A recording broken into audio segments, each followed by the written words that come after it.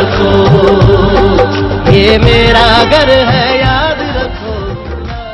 السلام علیکم ناظرین، آپ دیکھ رہے ہیں پی ٹی این نیوز اور میں ہوں آپ کی ہوسٹ قرۃ العین۔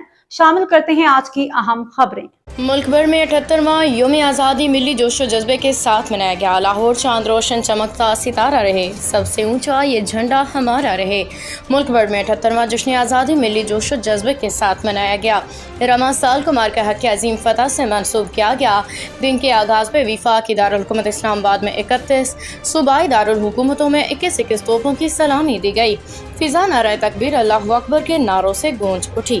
مساجد میں نماز فجر کے بعد ملک کی ترقی، یکجہتی، امن اور خوشحالی کے لیے خصوصی دعائیں کی گئیں۔ جشن آزادی پہ شہر شہر گلی گلی سبز ہلالی پرچم کے رنگوں سے رنگ گئے، جبکہ سرکاری اور رہائشی عمارتوں، شاہراہوں، سڑکوں، مختلف مقامات کو برقی کمکموں سے سجایا گیا ہے۔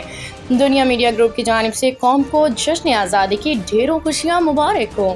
مزار اقبال قائد پہ گارڈز کی تبدیلی کی پروقار تقاریر۔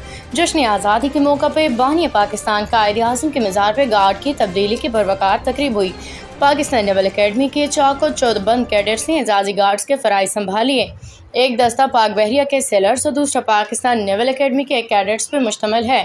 گارڈز میں 4 خواتین کیڈٹس بھی شامل ہیں۔ کمانڈر پاکستان نیول اکیڈمی کوموڈور تصور اقبال تقریب کے مہمان خصوصی تھے۔ کمانڈر پاکستان نیول اکیڈمی کوموڈور تصور اقبال نے مزار قائد پہ پھولوں کی چادر چڑھائی، فاتحہ خوانی کی۔ پاک بحریہ کی جانب سے بابا قوم محمد علی جناح کو قومی سلام پیش کیا گیا۔ مہمانوں کی کتاب میں اپنے تاثرات بھی قلم بند کیے۔ اس کے علاوہ لاہور میں مزار اقبال پہ بھی گارڈز کی تبدیلی کی پروقار تقریب ہوئی، جس میں پنجاب رینجرز کے چاق و چوبند دستے نے پاکستان آرمی کو نیوز اسٹوڈیو سے فی الوقت کے لیے اتنا ہی۔ مزید خبروں اور اپڈیٹ سے باخبر رہنے کے لیے دیکھتے رہیں پی ٹی این نیوز۔